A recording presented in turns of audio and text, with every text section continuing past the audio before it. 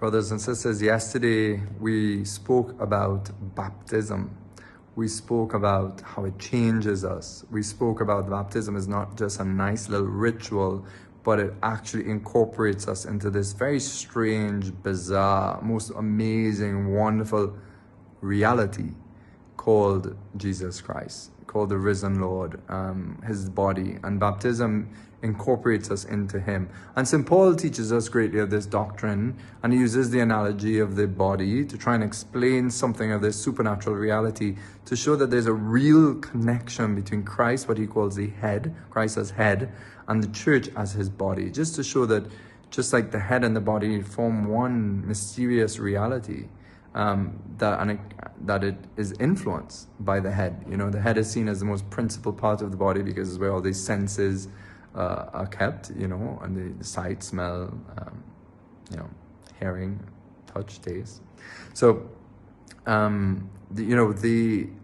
head is the senses. So it's just this way of thinking about Christ. You know, he deserves to be called our head because from him we are influenced. He has an influence of grace upon our life. And this is what happened in baptism. And that we are really supernaturally, spiritually connected in this most profound way, more than we realize. That's why there's no such things, brothers and sisters, as a private sin. Really, when one sin, it affects the whole body, which is mysterious. And this is also the great doctrine of understanding. For example, the great mysterious calls to people like hermits and pure contemplatives that are living just a life of prayer, sacrifice. They've left the world completely. They don't leave their monasteries. They bury themselves in prayer in God. And it's a Christian thing. And this is because they are serving the rest of us with their prayers, with their sacrifices. It's not a selfish thing. That's often very misunderstood. But in fact, without them, we would actually really suffer. And I think we are seeing the church really floundering because we have lost a lot of contemplatives.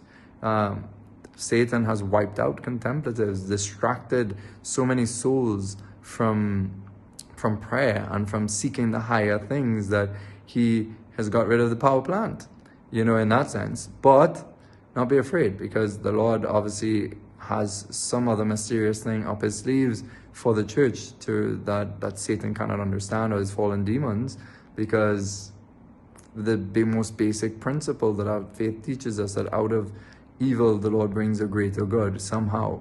But nevertheless, you know, it is true. If you want to take out a city, create confusion, you get rid of the electricity, you know, you get rid of the power, and you create confusion. You get them starving, you get them blind, you get them all sorts of ways. They're open to attack. And this is a good analogy to think about prayer. If you stop praying in your family, you take the power plant out of your life and out of your family. You know, and for yourself personally, but also for the whole town, you know, the village, your family village, your neighborhood. You know, many mystics have seen, you know, like how even in a parish, how few holy souls who are really committed to prayer and sacrifice and love and living the gospel fully, how their prayer bears fruitfulness for the whole parish. And there's a mysterious thing how God sort of, you know, works through what is kindred, you know, close ties, etc. And already, you know, we affect those closest to us by our decisions. Same thing in the spiritual life, you know, somehow mysteriously we affect all those of the Lord who has placed to us. And so that's what's so important as well for priests and religious who are witnesses in a particular parish or diocese, or the bishop, to be committed to holiness as well. So the CEO sets the tone for the company. But come back to baptism. You know, baptism, it's because of baptism when we're brought into Christ, we're brought into his supernatural wavelength. We can offer things with Christ, united to Christ now. Our prayers, our sacrifices take on a whole new pitch. And baptism allows for the unfolding of the life of grace in our soul like no other way upon earth. And it's necessary for salvation. In a sense that the passion and death of Christ is, the soul needs to be mystically united to Christ's paschal mystery, his death and his resurrection, for the soul to be transformed, to be able to go to heaven. And essentially baptism affects this is what baptism is. It communicates this grace to us to transform us.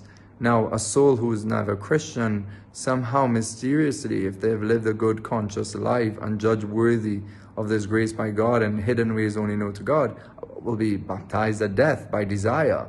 You know, that they receive somehow the fruits of Christ's passion and resurrection to their soul. So in that sense, baptism is necessary and is the chosen way to heaven. But baptism is a link to the altar in a sense that it allows us to be able to supernaturally connect to the sacrifice at the Mass and to offer it with the priest and our rest of the brothers and sisters to bear fruit in the power of the Mass.